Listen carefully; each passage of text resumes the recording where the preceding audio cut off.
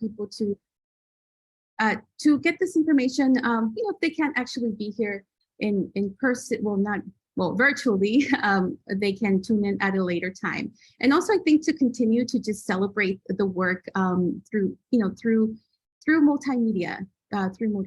We have the technology, so why not take opportunity and advantage of it? But okay, so first let me begin by just introducing myself. Hi, I'm Vanessa Falconorta, Transfronterizx from the San Diego Tijuana border region and faculty director for the Cross-Cultural Center at San Diego State University, Imperial Valley.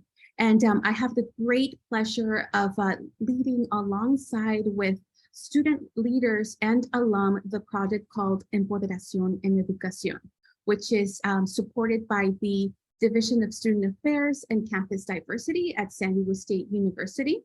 And this project is dedicated to amplifying voices who we don't often see amplified, underserved, and underrepresented. So that is queer, undocumented, Black, Native.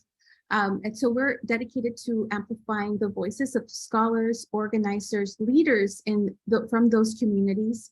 And for the reason that to give the opportunity as well for our campus community and our students who are part of those communities to also see themselves represented.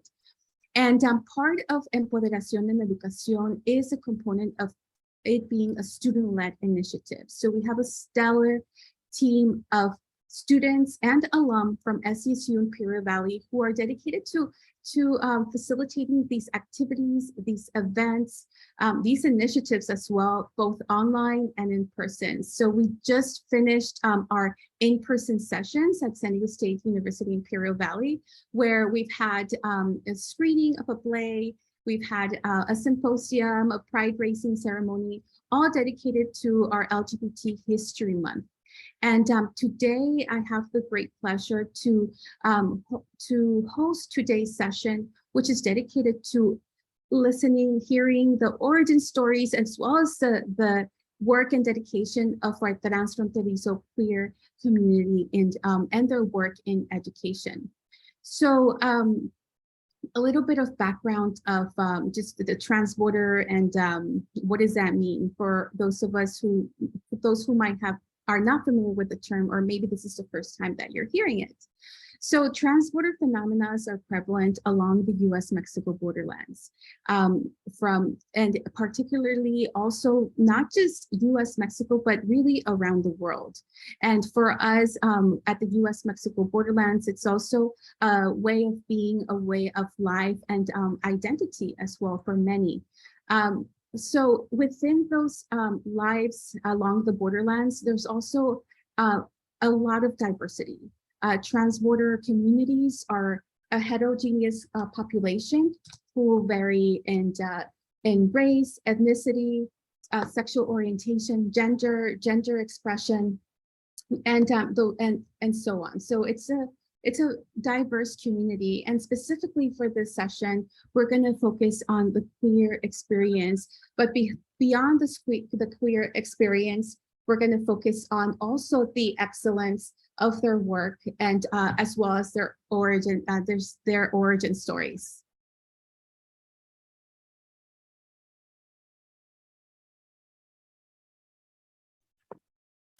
Sorry, we're dealing here with technology, and also I was having a little bit of glitch here in my technology. So for the origin stories, but also the work of excellence, we have a stellar panel of scholars and organizers here today, where we're going to hear about their work. Before diving into the panel component of today's session, which is really going to be a conversation, a conversation about, as I mentioned, storytelling, a conversation to learn about the day-to-day experiences, but also a conversation to amplify and to learn about the work that they're doing. So that is the focus for today. But before we begin, I do want to give our panelists a warm welcome and begin by reading a little bit about their background. And I think we'll start with their biography. So We'll start with Luis Flores. Luis Flores is a PhD candidate in sociology at the University of Michigan, affiliated at the Stone Center for Inequality Dynamics. He received his BA in History and Political Economy from UC Berkeley and is a graduate from Calexico High School. Luis' research, funded by the National Science Foundation, asks how our homes become sites of production, commerce, and speculation as families deal with the decline in job quality and stability since the 1970s.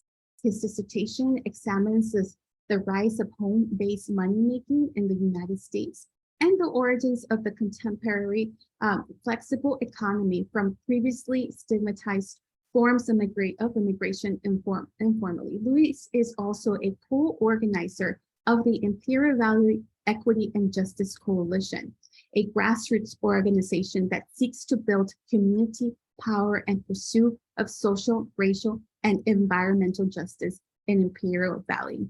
So welcome, Luis. And that's just a little bit about all the work that Luis is doing. We will hear more about it in our session. Isaac Felix. Isaac Felix is a third-year doctoral student in the School of Education at the University of Berkeley. Growing up in Tijuana, Isaac grew up crossing the US-Mexico border daily to attend public school in San Diego. This experience deeply impacted his educational experience and consequently fueled his desire to disrupt and reimagine the potential of education along the US-Mexico border region. His current research is precisely centered with the educational experiences and possibilities of Transfronterizx high school students across the Tijuana-San Diego border region. Prior to his doctoral studies at Berkeley, Isaac attended UCLA and graduated with a Bachelor's of Arts in Human Biology, Sociology, and Chicano Studies. Most recently, Isaac's research was recognized by the National Academies of Science, Engineering, and Medicine, where he was selected as a recipient of their Ford Foundation's postdoctoral fellowship. Welcome, Luis. Also, we will get, welcome, Isaac, welcome. We will also get an opportunity to hear about Isaac's work in this panel, and as well as origin stories.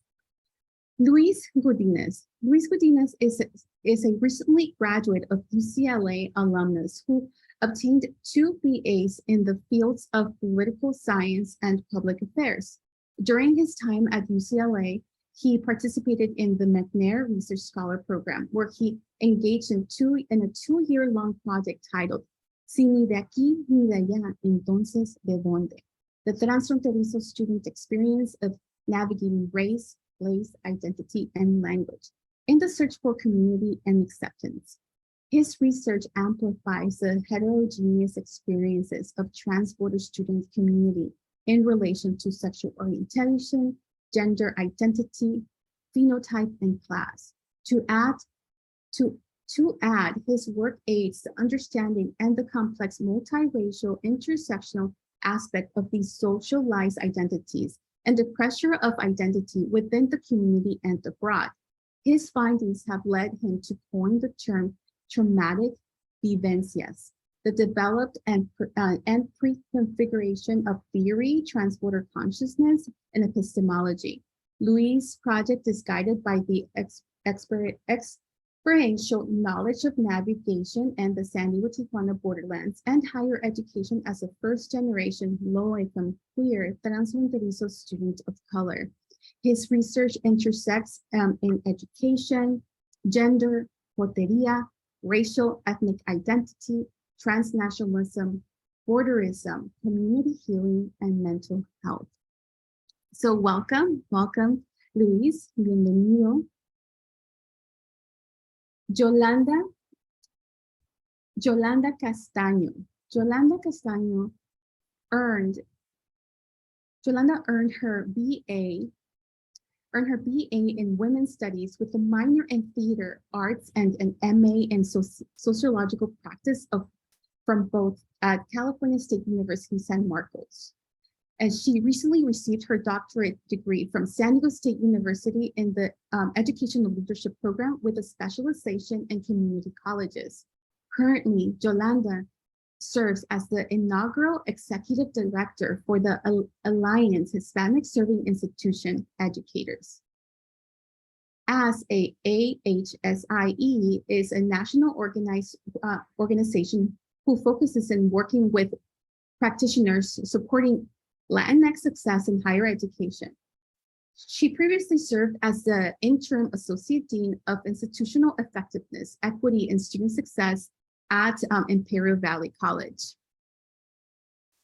a college situated in a border community between Mexicali and Baja California, Calexico, California.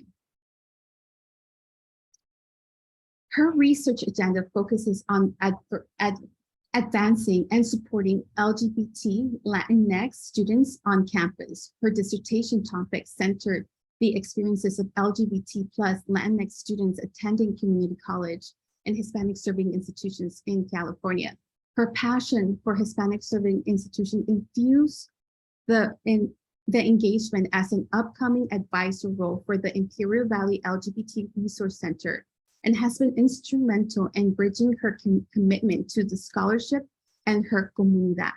Yolanda's involvement and commitment to equity, social justice, and diversity, heavily influenced by relationships she's helped create and nurture through the years.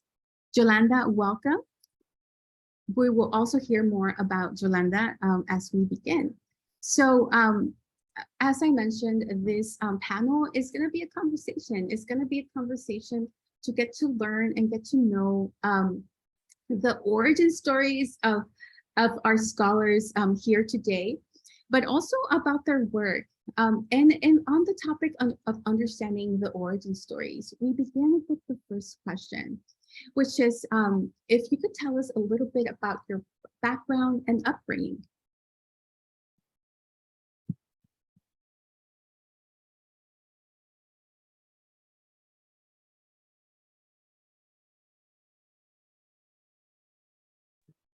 I can go ahead and start. So originally I grew up in the San Fernando Valley, but due to my father's deportation, we moved to Tijuana, Mexico, which led to us, me and family and I becoming Transfronterizos, crossing the border every day to attend school and work.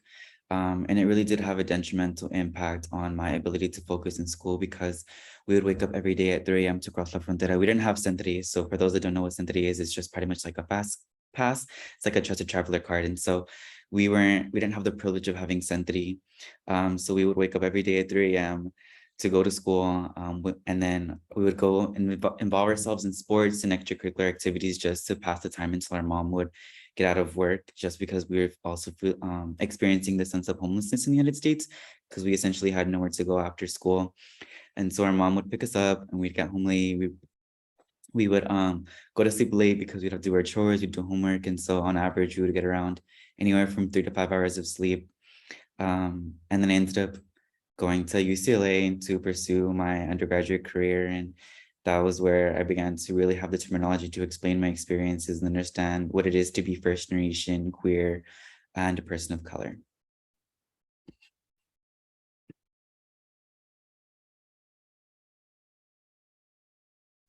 Thank you, Louise. And we're no particular order, so if you feel compelled to answer a question, this is definitely your space. But also, it's okay to skip a question. But to begin with, our first question is if you could tell us a little bit about your background and how it was growing up. I'm happy to go as well. Folks can hear me, right? Yes. Okay. So I grew up in Calexico. Oh, there's my family. Hi, at the flower shop. So I grew up in Calexico. We were 2 blocks, from the border, crossing back often. But I think the kind of most lasting kind of element of my upbringing had to do with growing up at the Price Center, at the swap meet, and to really think through economic informality and immigrant resilience through that kind of perspective. I graduated from Calexico High School, and I think one of the ways that queerness kind of intersected there, and I imagine I feel like I'm in a room with experts, but just from my own personal experience, being a nerd was like the way that you fit in when you didn't fit in these other ways. It was like a socially recognized kind of position, where no one would ask you about why you're not dating, or because you're just a nerd, right? So and eventually if you do that long enough, you pick up some things, and you kind of become nerdy. And so I moved to Berkeley, and I think that's I'm happy to talk about this further, but I think it was one of these experiences where you realize that a place that you think is very inclusive in some elements of your identity that you felt were less included in the borderlands, and in this case, when I was growing up, queerness also is not inclusive in these other ways that you just kind of took for granted a little bit, right, in the borderlands, race and class. So but I spent a few years at Berkeley, and eventually made it all the way to the Midwest, where it's in higher education, where it's a different set of challenges that I'm happy to also talk about. And then I'm currently on the job market, on the academic job market, which is itself another, I think, that these kinds of social changes are really driven from the bottom up. And I think I'm able to see that because they still haven't made their way to the faculty level in some ways. But I'm happy to talk about that further.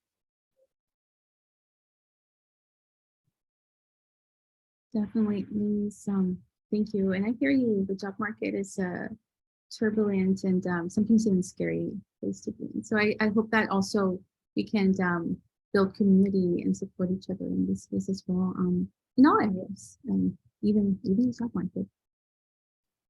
Thank you. Would anybody else like to go next?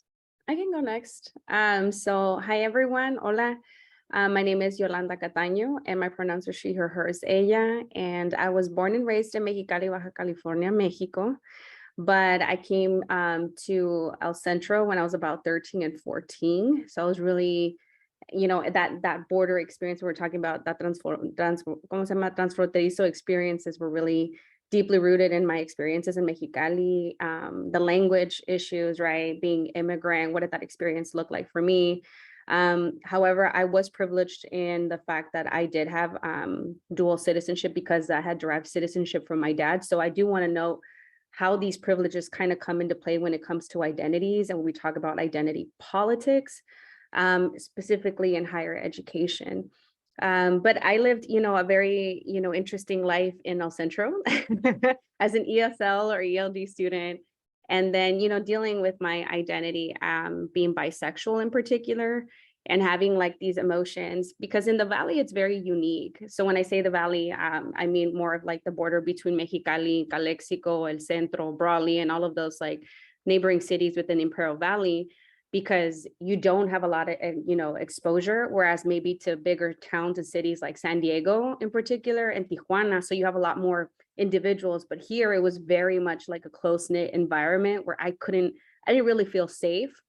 So my escape was really nerding out. So when you were saying, Luis, about, how your experience it was, I connected a lot to that because I really nerded out. And to me, school was a safe space, right? Where I could dive deep into these stories and experiences, right? That I couldn't have myself. So at 17, and as a woman, as a cis female, I did, I got into myself into maybe possibly getting married to this guy at 17. And I knew that that wasn't right. I didn't feel right. So I left for college. I was the first one to leave. And my life changed after that. And I, in all of the degrees that really don't matter, within the exception of our families. But I think what that did bring forth for me is it created a very deep sense of understanding of purpose and what it meant. And I mean it when I say it in my description. It's more of building that comunidad. But what did that comunidad mean for me? Being queer, being Latinx, being first generation, and being all these markers of identities that at the same time are put forth on me. And what did it mean to go back home and nobody really knowing about what does Latinx mean? Somebody asked me, the other day, what does queer mean for you? And what does queer mean in Espanol? And I was like, oh yeah, that's right. How do you translate it, right? And it's all of these different things that I'm like, what am I now being indoctrinated? And when I say indoctrinated is what has been put on me now as an educator and having gone through the system at all levels now through the doctorate and all of these systems in higher ed that weren't meant for me, not just as a Latina, but as a queer individual. So now that I'm coming forth in this space as an executive director for a large organization that oversees Hispanic serving institutions, that means that the Department of Ed is giving money, right? Particularly to institutions that have enrollment of over 25% of Latinx students with the intent of serving these subpopulations. And then when you understand, we're not a group that identifies as one thing, one tier, one understanding. What does that collective mean? How do we complicate it? And that's been really my life's work, because that's really at the critical lens and at the crux, not just of my borderline identity as a Latina, but the borderline of the multiplicity of identities that I hold as a human being, and how we could really, really create more venues of opportunities within those. So that's a little bit about me.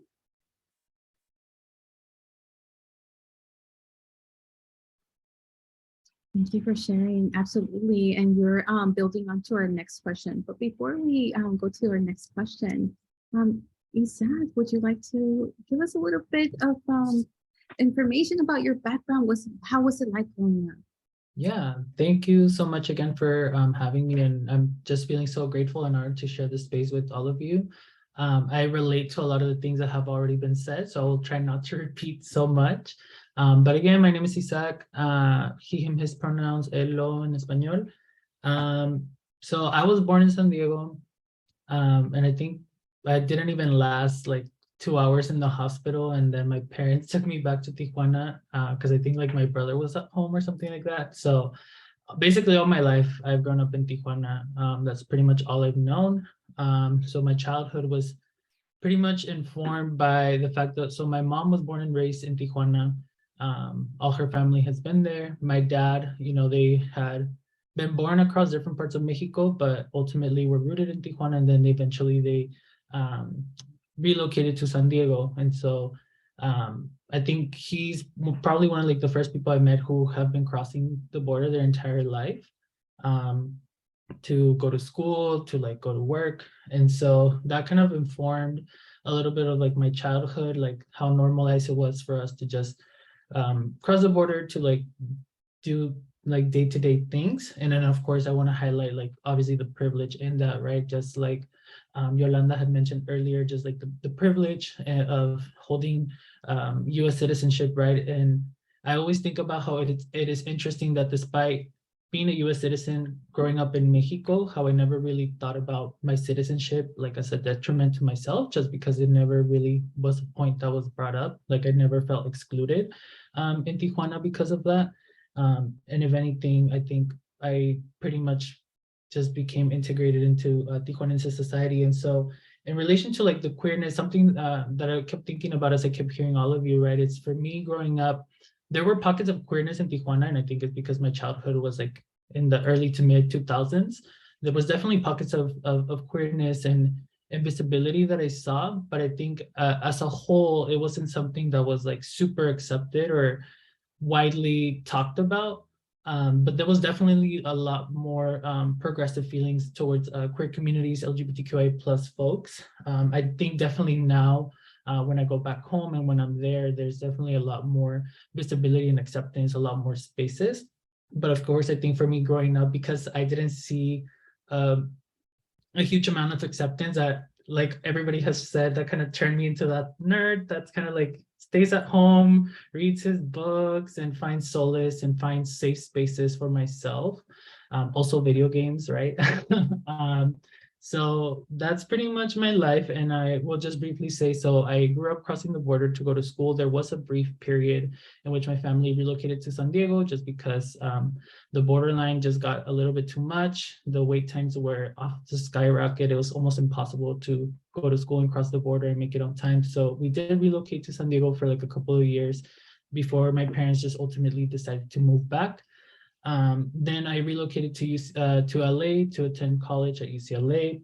I've also lived in Sacramento / Davis, all the way up north, and then now I'm at Berkeley. So yeah, it's just interesting to see how like my life experiences it's essentially taken me to like all the major points in California, but still always ultimately feeling like home is in Tijuana. And so I'm happy to discuss that later on in the panel.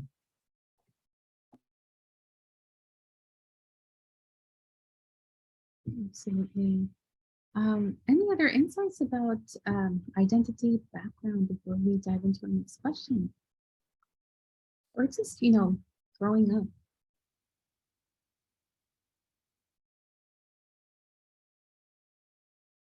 I will add something. I definitely do feel what everyone was saying about having turned it out, because I think when you're growing up transfronterizo, you're in this hybrid identity practice and hybrid language practices. And so for me, and I never really felt like I fit in. And so I would involve myself. I would read a lot just because I felt like I could live vicariously to the characters that I was reading through, or just involve myself in academics a lot more, because it was just, again, like a safe space, everyone was saying, just to stay away from I guess not be in the reality of my situation, of what was going on in my life. Yeah, beautiful and really very much insightful. So let's dive into that.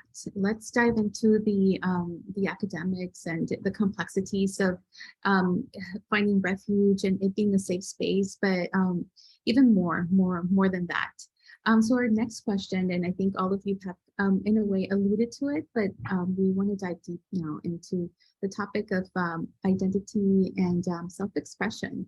In what ways has identity and self-expression been part of your journey in academia?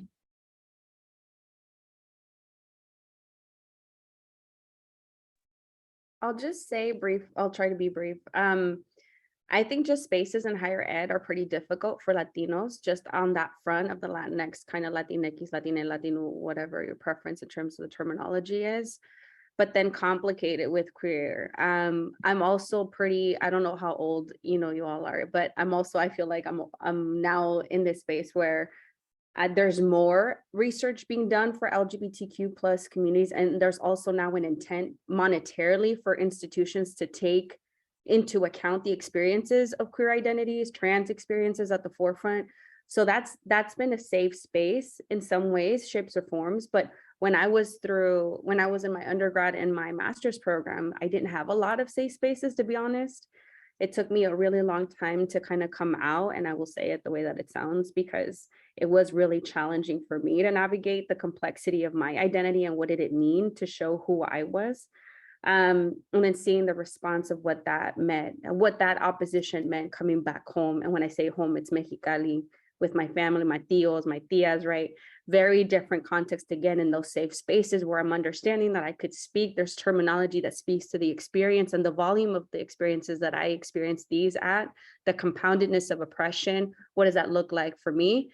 And then coming back home and then being like, wait, you like girls? Like, okay, pero también te gustan los hombres, like what's going on? Like, and so for me, like having these conversations, and I didn't have the tools, porque una cosa es de que hables en español, right? Like you can speak the language, but then that terminology doesn't translate. So for me, it's been really challenging. And now at the doctorate level, I have found a lot more community. And I hope that out of this conversation, those of you that are joining, create these spaces of comunidad that fit you. And you have to be very vocal and intent about how to seek these. I'm part of a queer and trans Latinx group of scholars that also are part of this group, and I'm the only representative now, but now that I see all of you in this panel, I'm definitely going to reach out. And for anybody that is interested in joining us, like it's really comprised of doctorate and master's students that are currently going through the journey so that they don't feel isolated and that are currently doing the work. And this group kind of collective that we have is very about creating a safe space and having difficult conversations, but also not just having difficult conversations, but celebrating our wins. What we do is we showcase each other's work and we make sure that we celebrate each other's wins. Because that's the other thing, academics are the academy does it so where we compete against each other for very few of these recognitions. awards. And it's not about getting the recognition or awards, but what I'm saying is what those do is they elevate us in the job market. Whether we like it or not, we're still within a system that perpetuates that very much oppression we're up against, right? So how do we mitigate these things as we're also experiencing these high levels of discrimination within higher ed, within our academic spaces, when we're the only queer people in the job market, when we're like, I was the only queer administrator at IVC, and being at the forefront of a lot of these initiatives was really difficult and taxing for me. So I hope that out of this conversation too, any of you that are feeling isolated, that are feeling like they have no place to go, remember, we also create comunidad. We create that collective. We're part of that. We have a voice, we have a place. And if you don't do that for yourself, there's nobody that's going to come and do it. And that's a fact. The systems, again, are not meant for us. So it is up to us to make sure that we create this, build on each other, and not pull each other down because of the very differences that we have, even within our queer comunidad. And I'll just leave it at that.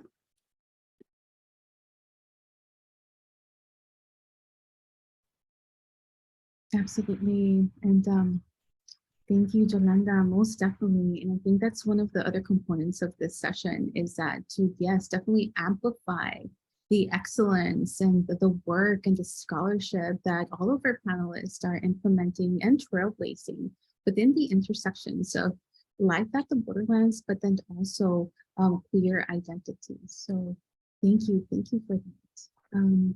So yeah, please go ahead. Yeah, I'm happy to speak. I'm already so glad I'm on this panel because I feel like this is actually I'm realizing now, like, oh my God, this is actually really rare. I don't know if I've ever very often been in like a brown queer higher ed space, right? And where I don't know. So I'm already this is part of my answer now, right? Like this is great, and I'm excited to build on this community. I think I think building on my first answer about the way self-expression and connects to at least my own education experience. I think this thing I mentioned about in middle school and high school, being able to be nerdy as a way to kind of deflect, or feel safe, avoid, I think also at some point, right? That I think actually switches in higher ed, right? Where suddenly you're in a space that is, outwardly very open to queerness, and at least I think I was at Berkeley, and this was a place that, but it was my other identities that suddenly were the ones that I think I wasn't prepared to actually it was being brown, it was being working class, that I realized all the queer spaces were not that, right? And so suddenly being the nerdy kind of kid, that kind of thing no longer works in higher ed because everyone's kind of nerdy and there, and other forms of inequality kind of I think emerge. And so I think part of my own experience has been kind of navigating spaces where you feel like you have partial expressions of yourself, right? It's okay, well, this is a place where the queerness part of me is really kind of can flourish, but it's a kind of a white space and it's a middle class space. I lived in the undergrad co-ops at Berkeley, which are wonderfully countercultural, but also very elite spaces. And so I think trying to find these communities where you don't feel like you're doing a partial expression, I think is has taken me a long time, right? And I think as you get to places where there is, as a consequence of exclusion, there's less representation, then that also kind of complicates it.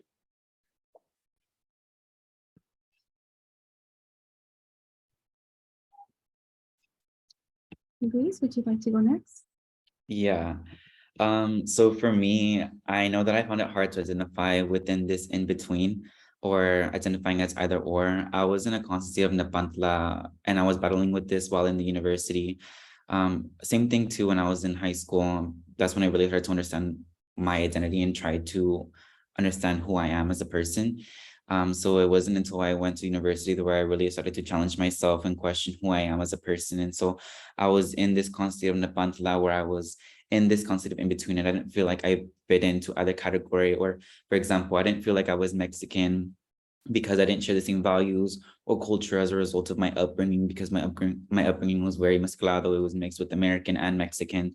And I didn't see myself fitting in this American identity due to multiple forms of oppression that I was experiencing in the United States. And in Mexico, I was often called pocho, or because I'm a self-taught Spanish speaker. And so I was often called pocho because like sometimes things didn't come out correctly, or I wouldn't say things correctly. And so I didn't feel like I belonged there. And they were often referred to me as Americano. So I never felt welcome in that space. In the US, I was too brown, I was too Mexican. So it was always this battle of where do I belong? And when I went to university, I wasn't comfortable with my queerness yet, or didn't have the courage to really be who I was. And I didn't even feel like I could go into like the queer center or the LGBTQ center because I was so scared of people finding out that I was queer, because I didn't want to be perceived as differently or treated differently. So it was just a real battle and understanding myself in the university while I was there. And I also didn't find many queer Latinxes. And when I did come into Latinx spaces, it was very heteronormative, machista, and homophobic. And so I battled a lot with finding myself, or in finding places and safe spaces of where I truly belonged. And like Yolanda said, it's up to you to kind of build those communities and build those safe spaces for yourself, because oftentimes when you're going to a predominantly white institution, you're not going to find those spaces where you belong or you fit in, or as Luis mentioned, it's partial expression. And so that's what I was feeling constantly. So it was really hard to navigate. And it really did become a part of my journey in academia, because then I felt imposter syndrome because I am low income and I am first generation. It was just a constant fight of where do I belong? Where do I fit in? Am I really supposed to be here? And it was difficult for me to focus in on my studies. And that's when I really began this journey of self-love and growth and expression, because I had to understand and I had to do this inner work on myself to have the confidence in myself and my intelligence. So yeah.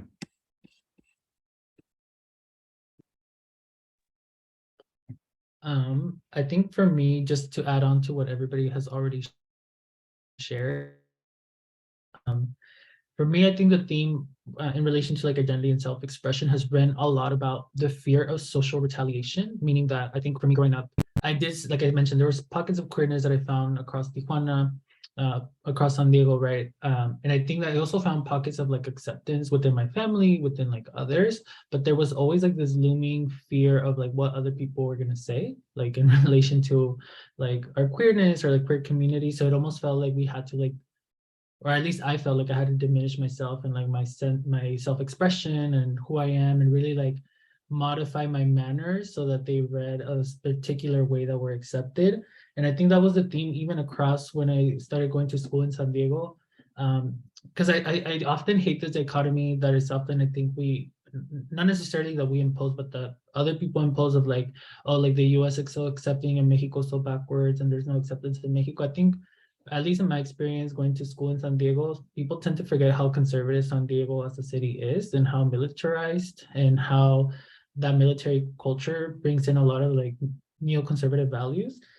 So even like in high school, of course, like there was pockets of acceptance, and there was actually a lot of acceptance like with peers and like teachers, but there was just still this looming culture of like, you can be queer, but don't be too queer where you're too visible, right? Like keep it railed in, so like you're not too much out there. And so I think I also battled with that a little bit. And it wasn't until college that I was like, well, nobody here in LA knows me. Far enough away from home where like I get to just be myself. And so I kind of just decided to stop moderating myself and just being who I am. I also identify, what has already been said about, some queer spaces in the US feeling very white. And yeah, it's something that I think I still constantly battle in. And I also just want to highlight what Luis said earlier about academia and like, we're all nerds at one point. So like, that doesn't really get you much anywhere. And I have come to realize how like heteronormative academia really is. And even though there's like a lot of acceptance, I find, at least in my institution, and you do see like here and there representations of queer scholars, like there's like it almost feels like we're always like an add-on, like, oh, this is like we have one unit or like one or two readings on like queer theories, trans theories. And it seems like almost like our ways of knowing are like not necessarily validated. And of course, that's not to say that like queer people only focus on like gender sexuality studies, right? Like we're everywhere. But what I am saying is like it almost feels like those identities are always like not highlighted. And it's kind of like something that you find on later on, like through a conference or like, you know, if you follow somebody on social media. So I will keep it at that. And I think the other place, again, just to like highlight it and uplift what has already been said, like the importance of community. For me, like the internet has been a saving grace and finding community, especially finding community of other queer folks in Mexico. So even though I don't necessarily like have in real life friends in Tijuana that are also queer, necessarily, right? Like I have found like communities through the internet across different parts of Mexico, and like being able to participate in queer culture in Mexico and broadly Latin America has been really like healing for myself and really validating. Because again, at least in my experience, like queer culture in the US hasn't always been somewhere that I necessarily fit. Like I feel like I have to negotiate part of myself. Versus in other parts of like Latin America or even Mexico, like it feels a little bit more fitting for myself. Thank you. Thank you for just adding to the understanding of how complex and these experiences are. They, you know, in regards to the trans voter, right, in the sense of belonging and feeling like you don't belong here, you don't belong there. Luis, I remember feeling like that as well growing up. Feeling like you belong there, but also the complexities of experiencing queer identity and creating space and spaces within a community, but also even within academia. Isaac, that's very insightful what you mentioned about the literature and the syllabus or syllabi or conferences, and how it is kind of seen as just, as you say, you know, an add-on. And I think for us educators, it invites us to contemplate just contemplate on how we can continue to not only be allies, but also implement diversity within our teaching, our syllabus, our syllabi, and make sure that we include that literature. With that, at the end, I would like to kind of have a shameless plug where all of you can, you know, highlight your work, because it's not, you are trailblazing in this area of education, the research and understanding of these complexities. So we'd definitely like to highlight and have a shameless plug for your literature and scholarship in this. So thank you for overall these insights. You know, we really are diving deep into the understanding of identity, and now also within the topic of safe spaces. We've seen a few ways in which you've found safe spaces or and created safe spaces even for you and others in the community. And not an easy task, because social politically it is difficult to navigate. It is very difficult to navigate depending on where you are, and whether, you know, it be in conservative San Diego or you know, within navigating the complexities of identity at the borderlands as well. I know Calexico can also be very, Calexico and Prairie Valley can also be very conservative as well. So not an easy task, the task and work of creating these safe spaces. On the topic of safe spaces and diving deep on that understanding is our next question. And our next question is, what kind of safe spaces and resources did you encounter in the different levels of education to ensure that you had a community in academia? I can go ahead and go first. It was really hard, and I think a lot of the scholars here that I've already touched on in a little bit, where it was really hard to find community again, because you either have to negotiate yourself or there's this partial expression. And so a lot of the times when I was going into spaces that I thought would be accepting and welcoming weren't. especially Latinx and queer spaces. It was really because a lot of people didn't understand my own experiences, or there wasn't a mutual understanding of what was occurring, again, because these people don't share these same intersectional identities as I do. And especially in Latinx spaces, when I would talk about my experiences, some of them were similar, but they weren't the same experiences. And so they didn't understand really what I was going through or how to relate to me, and I couldn't relate to them. So it was really hard. And I do remember that I joined a Latino-based organization, and my queer identity was tokenized a lot of the time, where they would say, we aren't homophobic, we have a gay brother, which, one, they were mislabeling me because I identify as bisexual. And two, it was just really them. It echoed this phrase, I'm not racist, I have a Black friend. So every time I would hear that, that's what I would hear. And I would confront them and tell them, this is not okay. This is how I feel. You're tokenizing me and my identity, and this should not be used. If you're truly not homophobic, then you need to create a safe space, whereas I was actually the one fighting for that safe space to be made, and they weren't doing anything. They weren't getting allyship training or anything like that. They were just saying that they weren't homophobic without actually doing the work. So it was really hard to cultivate a space for myself. And I didn't feel comfortable, again, going to the LGBTQ+ center, because I just wasn't comfortable with people knowing my queerness, because I was treated differently, especially by males, where I was treated less than or made to feel less than. And same thing with women. They just didn't feel, sometimes it was just not the best interaction for me. So I used to keep my identity quiet. And it wasn't until I moved downstairs in this apartment complex when I was a sophomore and the pandemic hit, that I really found a community there with my upstairs neighbors. I had 4 neighbors in total that lived upstairs, and 2 of them identified as queer. And they were the ones that truly helped me accept myself, love myself, and understand myself. And they were there to listen to me and create a safe and brave space for me to share my experiences, even though they couldn't relate to much of it as a Latino, but they did relate to my queerness. And they really tried to uplift me in every which way they could. And that's where I began to really understand what it means to have a community. And they taught me what it means to self-love. And, that was a really beautiful experience for me. And then I found it in McNair, where I was involved in my cohort, and I had amazing femtors such as Mary. She's actually here, so thank you, Mary, for being here. But she really was there to uplift me and tell me my voice deserves to be heard, and made me feel like my intelligence was worth it, and that I was meant to be there at UCLA, and that no one could take that away from me. My knowledge was there, and that was power to me. That was so powerful to me. And she really uplifted me, as well as the McNair directors that I had, that really encouraged me to speak out and be my unapologetic self. And that's where I really felt like I do belong in the university. And it was comprised of individuals from a variety of identities, but that's where I began to understand I do have a place and I do belong here. And those were the safe spaces that I chose to keep myself in that community. And as Yolanda said, it's about building your own community and building those safe spaces for yourself, because you're not going to find it, what you're truly looking for, unless you go out there and you search for it.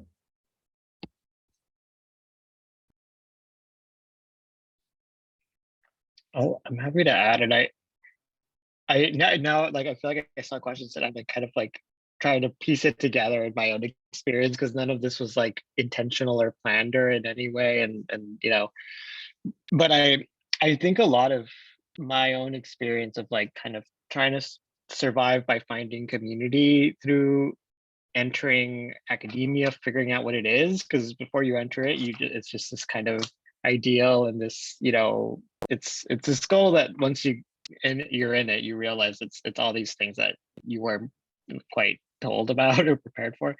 And I think community and solidarity are 2 things that kind of, for me, I think it wasn't, I think maybe as part of a response to like the difficulty of finding communities that for all of the kind of partial identities I have, a lot of the communities I guess I ended up drawing to were centered around solidarity, about bridging kind of ties across identities. And I went to undergrad during Occupy in the Bay Area. And so there was, I think, a lot of the spaces I were attracted to were political spaces where people were kind of trying to envision, different forms of justice, right? That sort of that incorporated large groups of people. And I think I'm like reflecting, like, I think that's probably why I was like, able to get through it, right? And I don't think that's the only way, but I think there are these communities that are, based around solidarity that are maybe often more like kind of politically oriented, or and I think that's kind of what that's the kind of route that I took in undergrad. And I think in graduate school I've been much more intentional about like finding the queer folks of color on campus, often by moving out of my department, or like by seeking friends outside of my department, which I think is really crucial depending on the departments you're in. In sociology in Michigan, it was very, very crucial. And also, I think another thing, and I think I say this sometimes, and which is I think I realized that we grew up in the Valley, at least in Calexico, with this sense of the uniqueness of the place, which is true in many ways, but it also isn't in other ways, right? We have so many similarities with the Latino communities in every like major city, and the transnationality is just happening at a different scale in different forms, but it's there, right? And I think I kind of learned to see like the ways I have so much in common with folks who grew up in like, the suburbs of Chicago and Latino like communities, right? And or in Pilsen, or like these places are actually have a lot in common with Calexico in a way that maybe when we're growing up we don't realize it. And it's a kind of learning of like, oh, what does like queer Latinidad look like, in these places, which is a part of I think we're also changing as we're kind of forming these communities.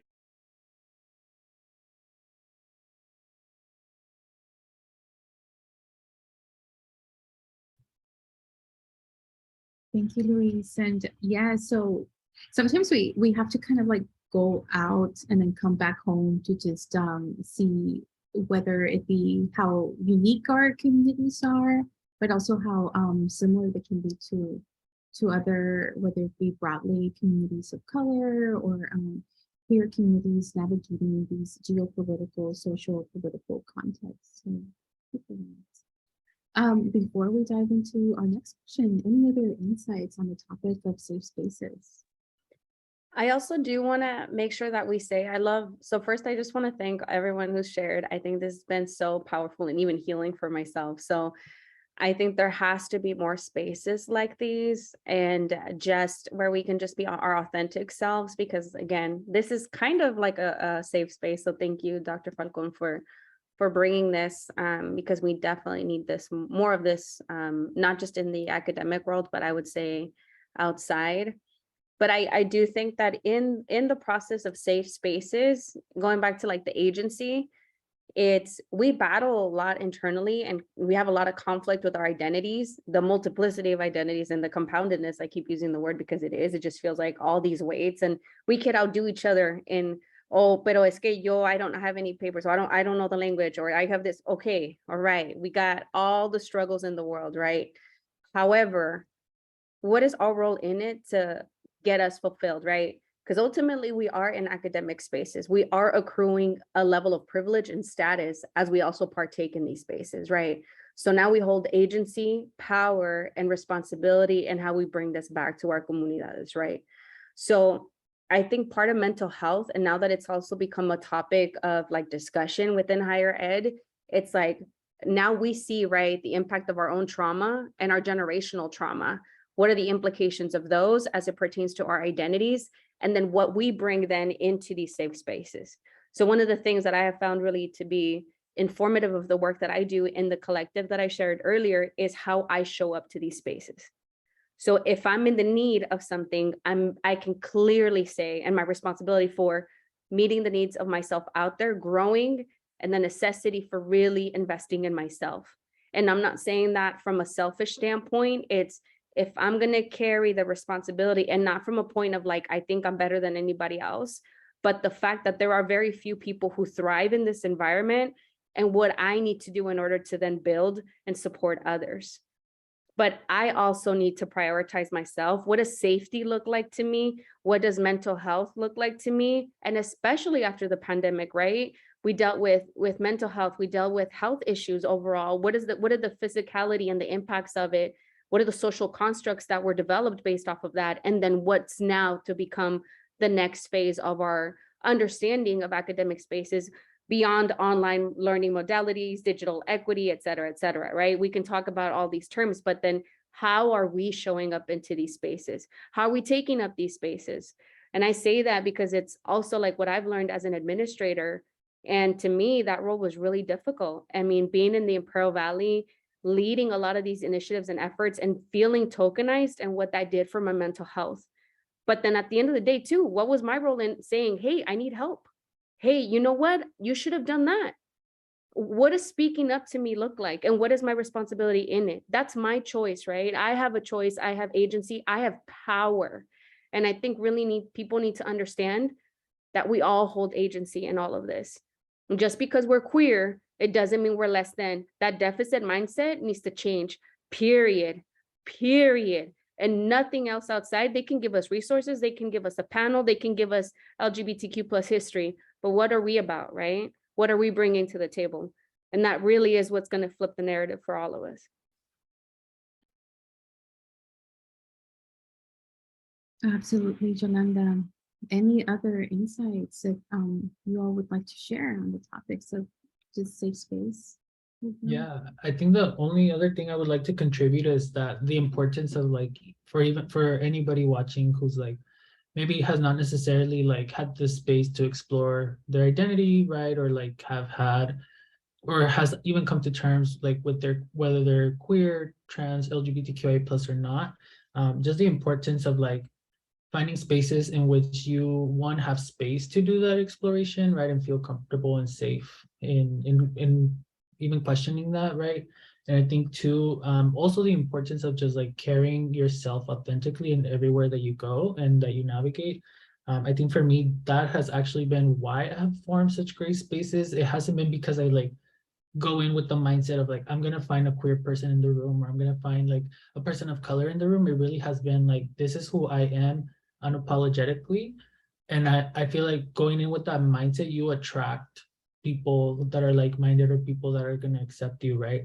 And so I think that is also very important, because say that even if you don't find like other people that share the same identity as you, you do attract not even allies, like honestly, like other forms of siblingship and bonds with other people. And I think that's actually something that I've learned a lot in academia. Like I never thought I was gonna have cis straight men friends in my life. Like I've never been able to relate, but I have now, right? And it's because like, again, they really do embrace me like for who I am. And it has been because I am unapologetically myself, right? I don't like measure myself for anybody anymore. And so yeah, just wanting to emphasize that, right? Like I think like that's also very important, like not only to create safe spaces, but also being able to like, if you can't create the safe space, finding a space that's already there that allows you to like be yourself authentically, and also carrying yourself authentically moving forward, right?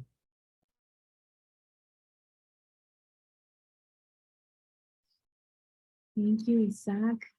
Any other thoughts, insights on the topic of safe space before we transition on to our next question?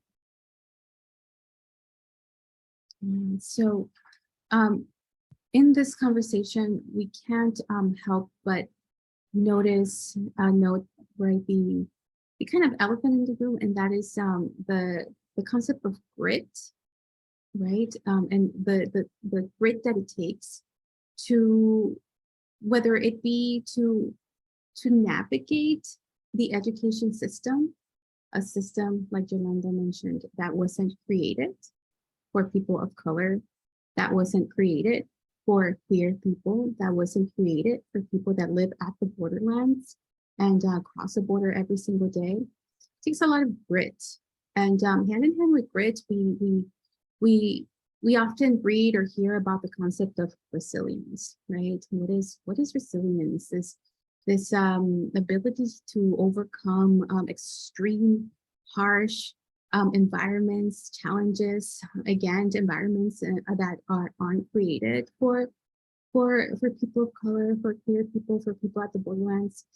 And not to be mistaken with the fact that it's just because people, communities are resilient, just because they have this internal drive and this grit, does not make the challenges any less difficult, It is challenging.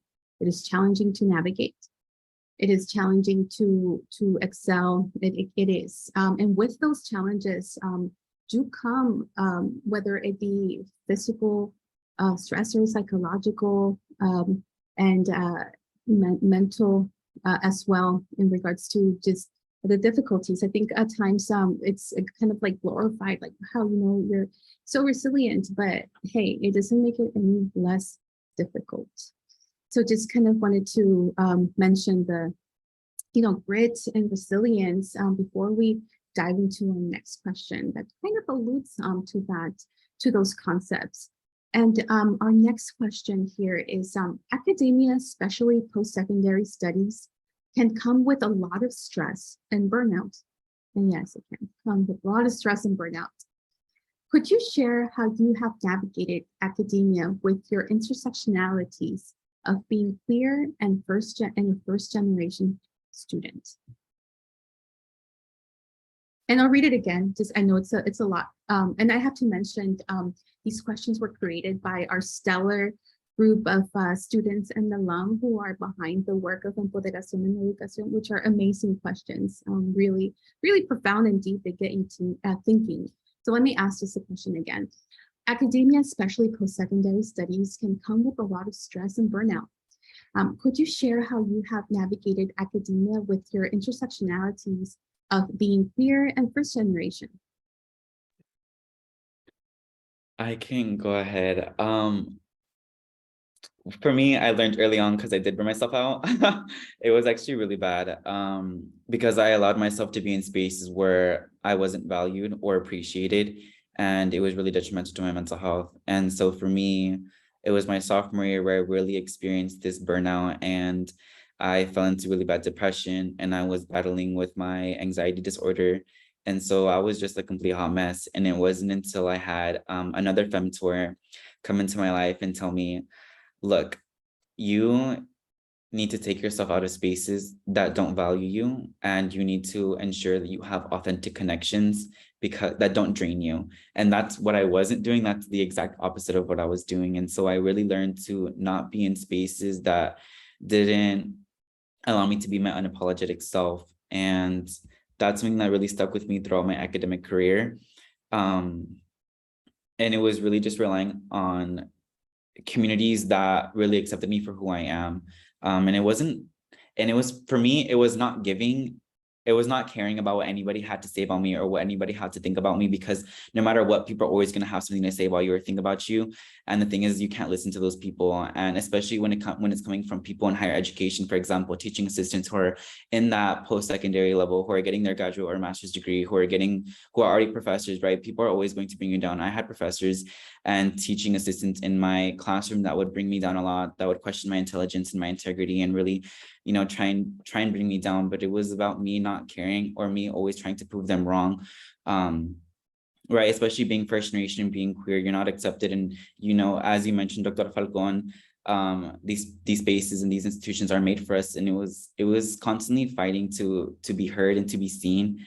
And so for me, it was really just trying to understand myself. And once I did understand myself and know who I am as a person, that's when I really started to not care about what anybody else said and really just focus on my academics and focus on my studies, because that's what I was there for.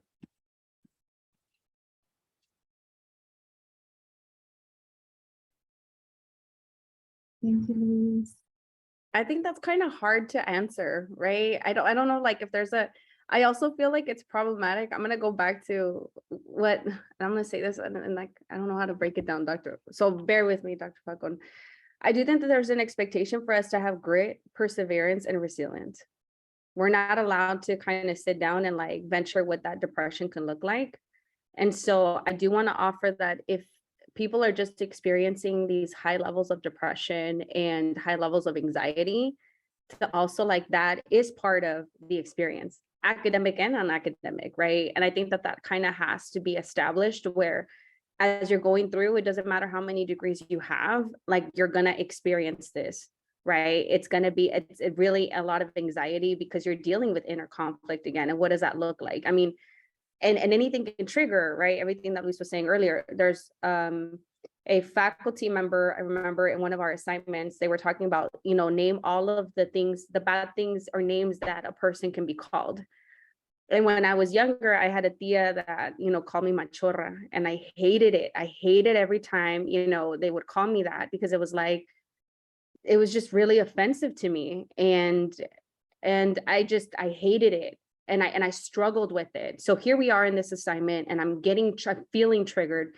And I thought about, okay, what do I need to do to break this down? But that in and of itself, right? It threw me off. I did feel angry. I did feel like I wanted to go to that professor and be like, this is what you're doing to me, because they did bring it up in the classroom. It was funny because it was a queer class. It was about queer theory, which, again, the very introduction of it, I didn't learn about queer theory until a later time. Mind you, I have a bachelor's degree in women's studies. So even in my feminist theory classes, I never learned about queerness and identity until I was in my program. In my doctorate program, as a sociologist, having gone through all of the educational levels at that point. So it was until then that I'm learning about this, and I'm really angry. So going back to Luis, right? Like, it's just these experiences, and we're up against them, but it doesn't mean that we don't get to exist, don't get to figure it out. And then the space that we have. I do also want to offer that if we're experiencing these high levels of like trauma, and that what that may trigger in the past, that the recognition of it, that the process of then figuring these pieces out of ourselves is really important. Because if we don't heal now, it's not, again, how do we create these safe spaces? Going back to then, that answer is we bring all that negativity into this and outside that continues to then perpetuate the problem. And it doesn't matter if we have healthy relationships, because then we don't even know how to allow those healthy relationships. It wasn't until now that I know how to be in a healthy relationship with a partner because of all the trauma that I've experienced. So I think it's really important for us to do, again, that internal work, because that hot mess, and I said it because it's true, we're a bunch of hot messes, but when you bring other hot messes together, what that thing can do, particularly for higher ed, because again, higher ed doesn't really care about who you are, right? And that's just a fact. But what is it that we bring to the table? How do we make sure that these voices, and what is our purpose, right, in bringing these voices to the table? Because then we need to decipher that. Because all of this matters, but why does it matter that we're all together in this space? That's important to the work. So I'll leave my soapbox there. And I hear you, Yolanda, and I think, I'll just say it, I think higher ed, and I think as a system, does not really care about your humanity. As a system, right? People, allies, all of that is different, but systematically. And then there's grace as well, having grace for each other, for yourself. Thank you for your insights. Yeah. Oh, I think for me, I just wanted to add something really quick. In terms of like navigating academia, and maybe for all of y'all who are like a little bit farther ahead, like maybe this is gonna sound like don't do this because you're setting yourself up for failure. But for me, I've come to the realization, and even hearing all of us talk earlier, right, about like growing up and the things that we faced in our lives. For me, I've come to realize that a lot of the times, like our queerness being a source of like wanting to find acceptance in other mediums that are not our queerness. So for example, nerding out so that you like are seen as like this nerd, or like this person that's like high achieving in education, and like finding acceptance there because you don't find acceptance in your queerness. And for me, that just like you kind of sell into this notion of like trying to be exceptional and always trying to like be the best at everything just so that your queerness isn't brought up. And so for me, it's coming to terms that like I don't have to be exceptional. We don't have to be like the superstars or rock stars. You don't have to put that pressure on yourself, especially in academia, where these days, everybody's trying to have like gazillion publications and like all these grants and all these. And mind you, right? Like I have in the past sold into that and wanting and being ambitious, yes, but also not putting the pressure of yourself that you have to be exceptional to be accepted and to like find value. So with that, for me, it's important, like for myself, like I do not make academia my life or part of my identity.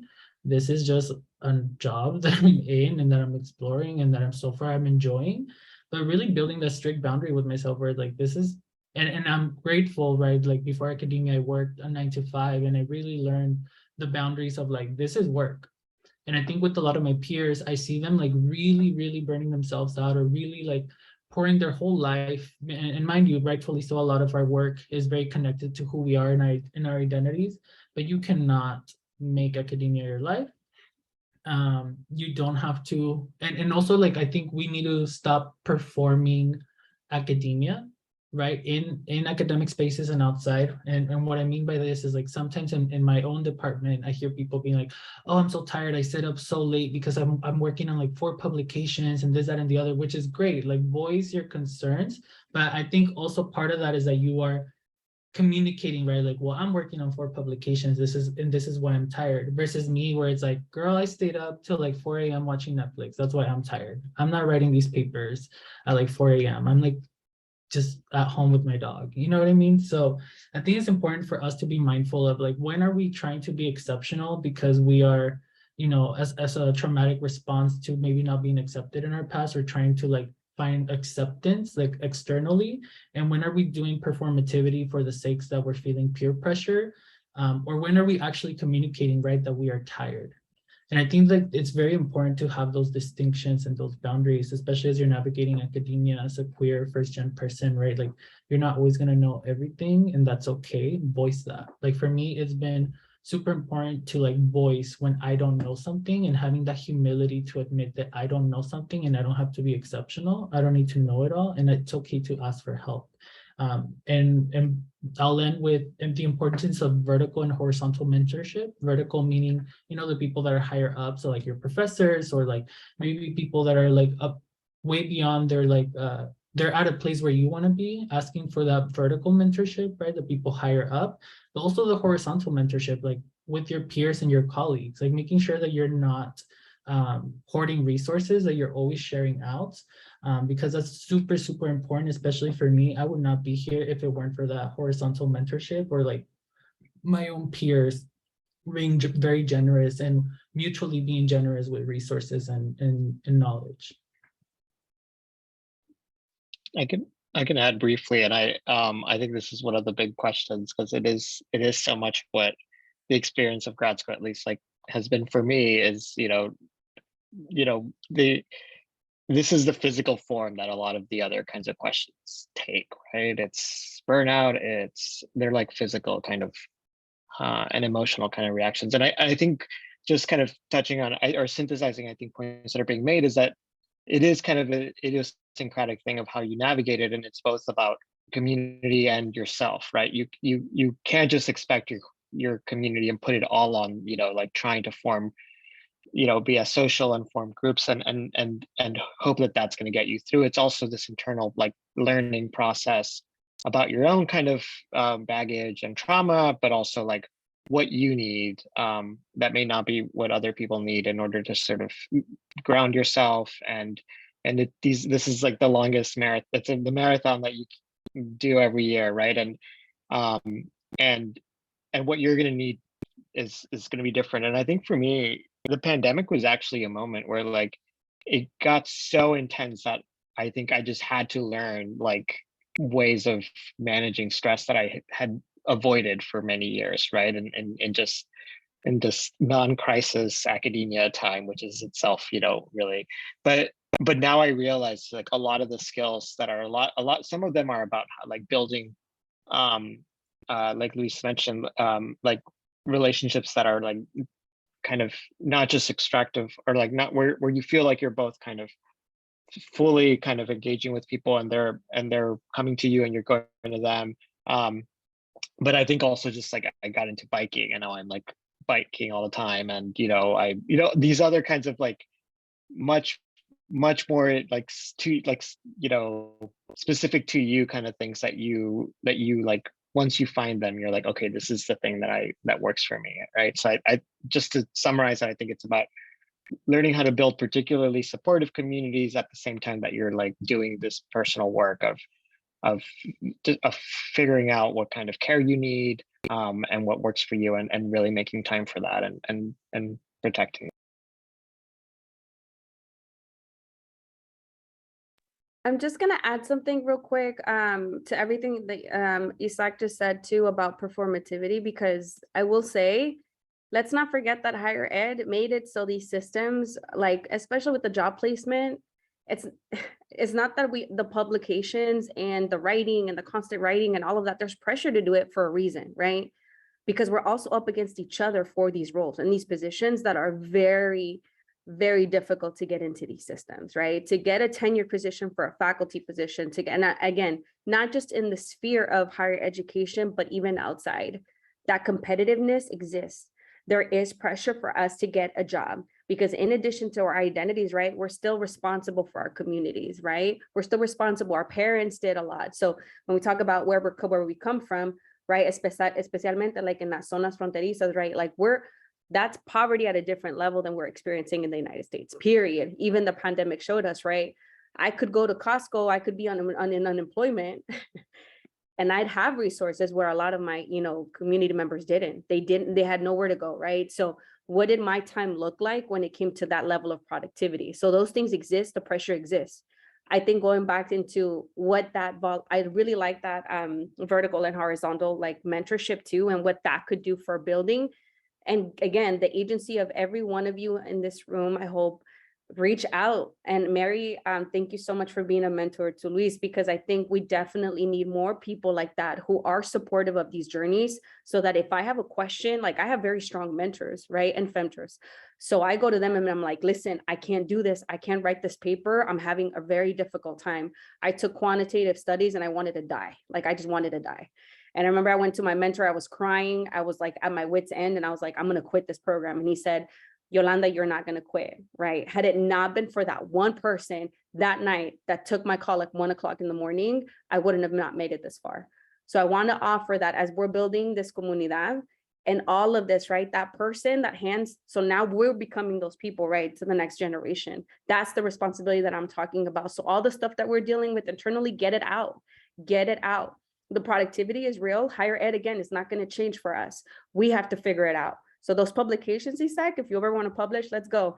But what I'm saying is you need that. You need somebody to go, all right, I'm going to take you by the hand. Let's go. I'm going to walk you through this because it's harder than it looks. It takes about a year to publish, 2 years, depending on which journal. How do you decipher that? It's never easy. They made it so it's very difficult. But the more network that you have, the more accessibility to these resources, going back to like, hey, I have access to these articles, go, go, go. I got you, right? So it's very important to build. And don't be shy. This is not a moment where you're just sitting there and like, oh, maybe I'll do it. No, this is the time to do it now. For sure. And not being shy, holding space, but also creating space. And why not like demand that space as well? So we're almost out of time. Does anybody else want to share some insights on our question, which is a complex one, which is academia, especially post-secondary studies, can come with a lot of stress and burnout. Could you share how you have navigated academia with your intersectionalities of being queer and first-generation students? So if you haven't had a chance yet to share insights on this question, now is the time.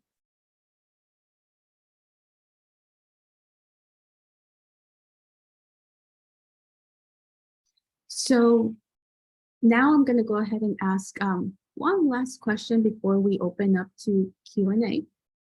And that is our next question. How has the border shaped your queerness? I can go ahead. So for the border, for me, it's not only a geographical boundary, but a cultural one too. I think on one side, you have a tight grasp on machismo and patriarchy, which then oppresses other identities and other minorities who refuse to conform to the societal norms that are present. And then on the other, you have one that is a little bit more accepting. But don't get me wrong, as Isaac mentioned, San Diego was very, very conservative until I moved to Los Angeles, where I felt like I could truly be myself.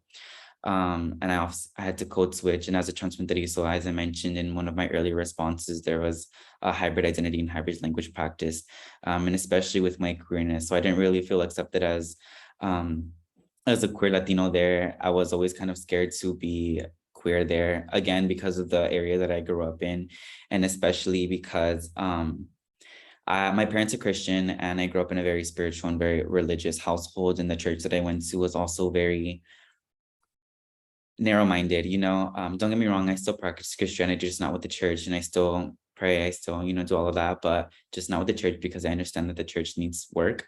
But that's, for me, it was really hard to be myself and to really understand my queerness and understand who I am while being in Mexico and crossing the border every day, because again, you had two forms of acceptance. So when I was in the US, I did feel a little bit more comfortable, but again, I didn't have the courage to be myself until I was around in 17, my senior year of high school, and I was ready to leave. That's when I was like, okay, I'm gonna let myself be known. But when I did, I received a lot of slurs that were said to my face. I had a lot of people, friends, that are no longer friends, but they would often, you know, make jokes about my queerness and think that it was funny, but to me, it wasn't funny. It was hurtful and detrimental to my identity and who I am.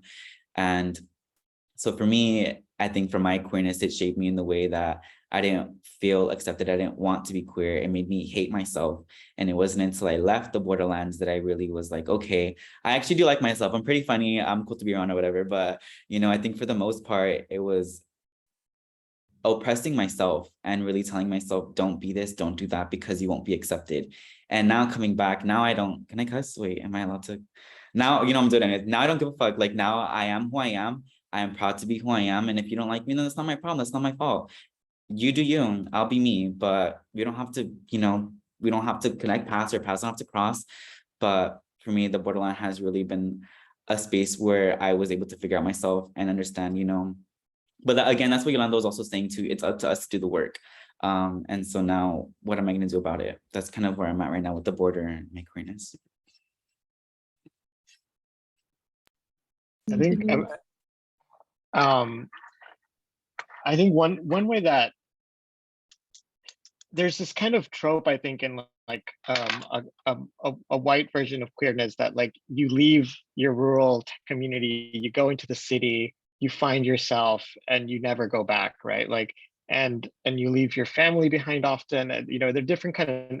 I'm not saying this is often like the way it actually is, but this is the kind of trope, right? Of queerness means going into the city and leaving your rural kind of, you know, like backward community behind, and you know, and I think Latinos, but particularly maybe border Latinos, that's never the experience of queerness, right? There, it seems like we all kind of have this moment of leaving and like, you know, maybe thinking that there's going to be this, and then there's this return, right? And I've found that to be just, you know, just incredibly, you know, meaningful. That there is this bridge, because we materially and just, you know, effectively, Latinos relate to their intergenerational kind of families differently. And then I think once you come back with like, I mean, I remember coming back from my first semesters at Berkeley, and then now that I'm a grad student, I have economic independence. I have a sense of my own kind of worth and a life, and you realize you have nothing to lose, and like doing the kind of work of work, of talking to your parents and your families about queerness, and doing this kind of stuff. Like, I've been so fortunate. My parents are the best, and you know, they've been very accepting. But a lot of the work, I think, is now like, okay, like how can we have conversations so that my cousins or the other, you know, the rest of the family, like we start to normalize this in our networks. We start to sort of build the language, build the resources, so to help other folks in my queer kinship network that may not have that same kind of, you know, privilege of leaving, finding themselves, and having the choice of coming back or not, right? And doing this kind of work. So I think there's this kind of wonderful, I think, solidarity building that happens through family, that this is the way culture changes, right? It's by saying, no, I'm not going to leave this behind. I'm going to come back, and we're going to work through inclusion, and it's going to look differently than this kind of all or nothing, maybe, you know, trope of leaving to the city.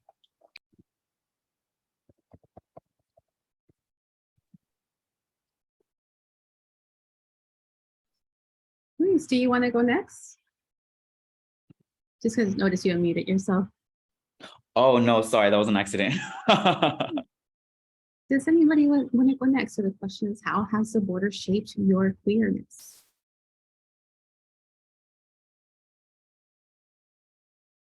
I don't know if it shaped it. It was just, I think it just elevated it. And I feel very now at this point in my life, like, thank you so much for the border experience. Like, I think it's a very unique place to be at. And it's something to be extremely proud of.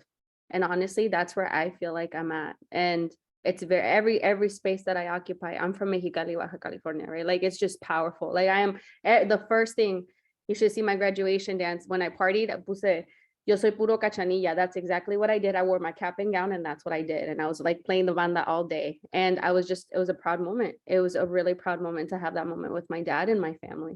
And that's all that mattered to me.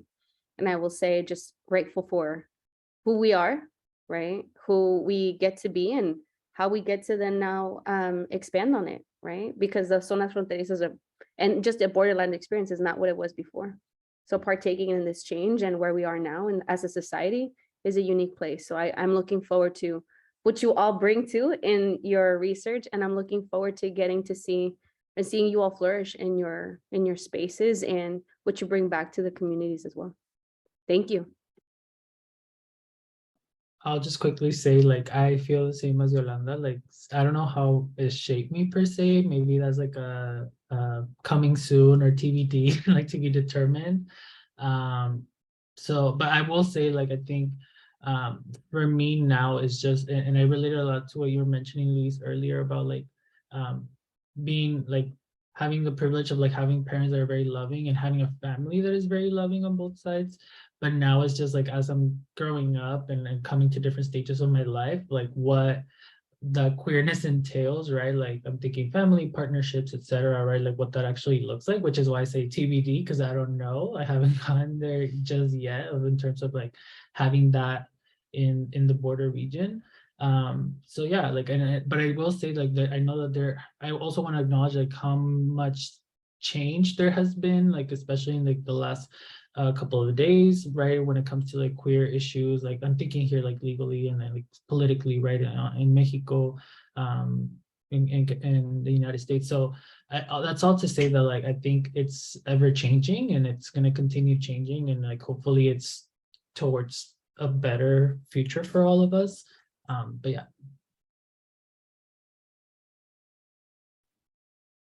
Thank you for those insights. Any other thoughts before we open up questions to the audience? Well, thank you so much for sharing your stories and just adding more understanding to the complexity of what is it like to navigate queer identity at the borderland. So thank you for that. So now we want to go ahead and open up questions to the audience. So for our audience, you're welcome to ask questions, whether it be unmuting yourself and asking the question or typing your question in the chat box.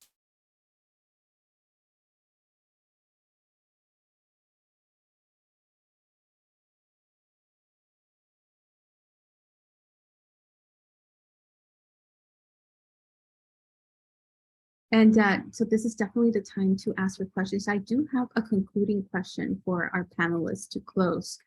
Before we go to that concluding question that will close our session, any questions from the audience?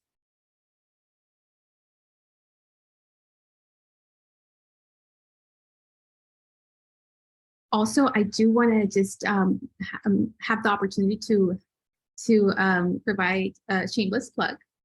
Our panelists are amazing in many ways and very courageous to share their stories.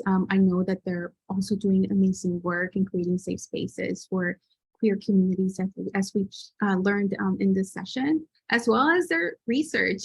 They are publishing, they do have articles out there that are academics, whether it be our professors or students who want to learn more about, can definitely implement in their syllabus and syllabi. So I'll be following up for a little bit of a bibliography, reference list of your work. I would love to share that through our Cross-Cultural Center's Instagram page, where we communicate the most with our community. So just an opportunity for shameless plug there. So absolutely. So I do have a closing question for our panelists. Before asking that closing question, any questions from our audience that you would like to ask? So Vanessa, this is Gina Nunez. Thank you everyone from the panel. I want to introduce myself. I'm the Dean of San Diego State Imperial Valley, so de Calexico, and I came back home out of UT El Paso where I was Director of Women and Gender Studies.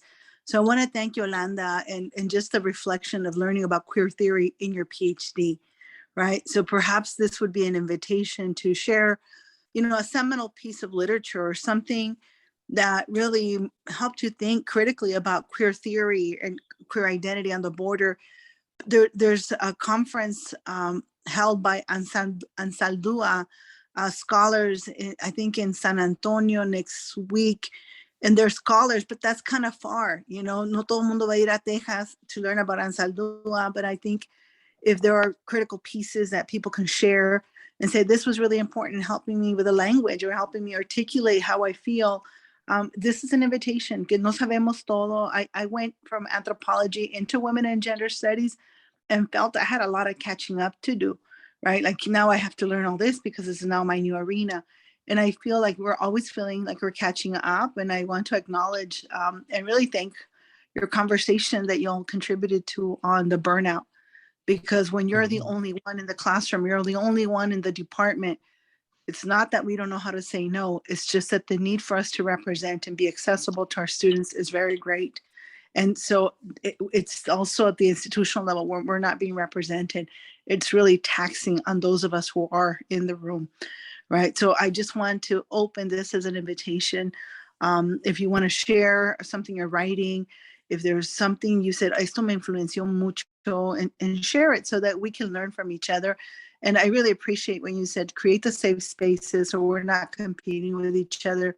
It's exhausting to try to out Chicana each other, out feminize, out queer, out perform linguistically. It's siempre es una competencia, you know, every time we go to a conference, tú que rifas, you know, there's always someone trying to out something. It's exhausting. Yo ya estoy grande, yo ya llego a un punto que me vale, ya no, you know, I can't do this anymore. Just, I'm a scholar, I'm tenured, yeah, I'm here to help, I'm here to support, I'm here to mentor and femtor. In la invitación, someone talked about horizontal and vertical mentoring, but I would also say that some of ours, I never saw myself as a senior scholar. You siempre me decía mid-career, but then my senior scholars are now retiring. And then I'm like, ay, güey, ya voy a ser la senior yo. Right, but this, you know, I think we have to be continuously evolving in thought and conocimiento. And as new knowledge becomes available, new experiences, please share. We're open to learning. And I think in this journey, many of us chose academia because we're lifelong nerds. Y que vivan las nerdas y los nerdos. You know, I think that this makes, And you the know, yeah. And then finding the spaces, I'm going to, you know, there for Chicana and queer scholars, there's the Maltzner journal, Mujeres Activas en Letras y Cambio Social. For queer men and gender non-binary, I think we have to do a better job trying to find where the spaces where we can, you know,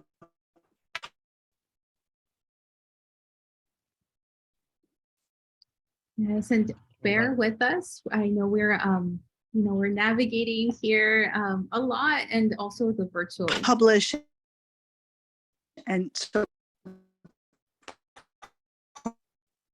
each other in Joteria pedagogy or now multimedia or spoken word or painted words. There's so media or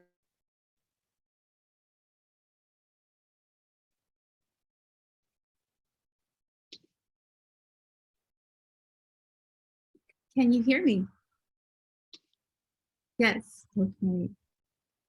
I was awkwardly frozen there, and I also would just sorry, Dean Nunez, we your internet a little bit. We got you got cut off.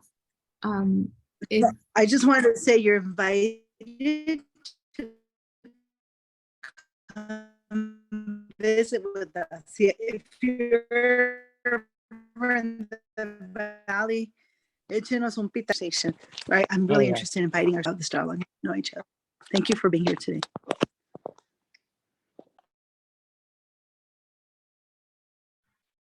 Absolutely, and we want to create those spaces as well here in the Cross Cultural Center. Like today is one example of that, but also just having you back and learning more and more about your stories, but also your work. It would be quite beautiful. And another shameless plug, I do really have to mention just the support that we've had from our deans, Dean Nunez, Dean Villegas from SDSU Imperial Valley.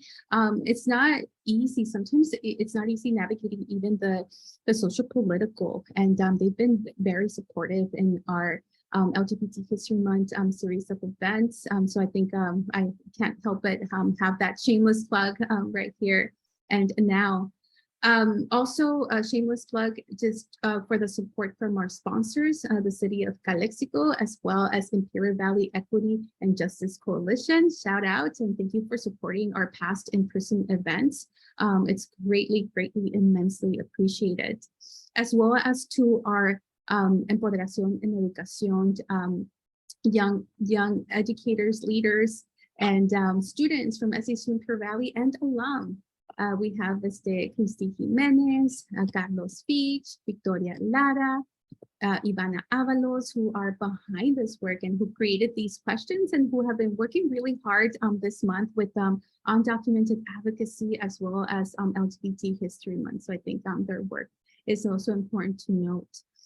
As we arrive to an end, we are at the end of our session, and I do want to provide the opportunity to end on a constructive note that perhaps, this question can help others, other coming of age, youth, where they're freshmen or they're at IVC or even in high school. We have to, one of the beauties of multimedia is that, you can record these sessions, you can provide them and make them available for anybody and everybody that wants to learn.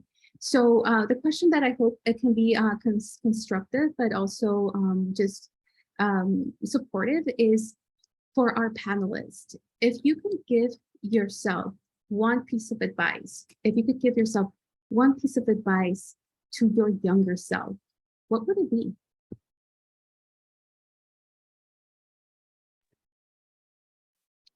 Okay, I'll go. It's so like, okay. For me, it would be, it's okay. You're gonna be okay. Everything's gonna be okay. Everything's gonna work out the way that you want. Just please make sure that you're in spaces that truly value, that love you, that allow you to be yourself.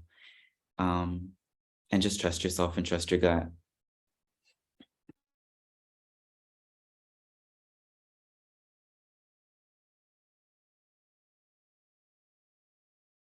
I would say what, in the words of RuPaul, like for reals, like love yourself, that uniqueness, nerve, and talent. And I know that RuPaul can be extremely problematic. We can talk about that at a later time. However, I do think that there's some strength and power in that, in saying, really love yourself. What does that mean, loving yourself? And what does that then transform into the work that you bring in and finding your purpose? And it's really important, specifically in this work. So that's it. Thank you. I think one thing I would say, and I think this is very particular to the academic kind of cycle, is to not defer like living and like it's that we're in so many like long-term cycles, like grad school, 6-7 years if you're moving fast, and then to the tenure track, and then all these sorts of long waits on research projects, journals. There's a lot of delaying and deferring to some future, sometime, somewhere after tenure. And I think that the advice I would give is don't do that. Like start living every day that you're in grad school is a day that you should be living the kind of life that you want to live, and you shouldn't be deferring it for when you finish grad school or when you get tenure or when anything like that. I would tell myself, like, don't overcompensate for anything. Like, you are enough, and you don't be like, you need to let go of like the fear of people judging you and start focusing on like the people that love you for who you are, who you are, and just leading forward with that, because everybody currently at the point where I'm at, I feel like all the people in my circle and everybody around me like love me for who I am, and I don't have to change anything. So I would tell my younger self to like get rid of that pressure and like start way sooner to start being unapologetically myself.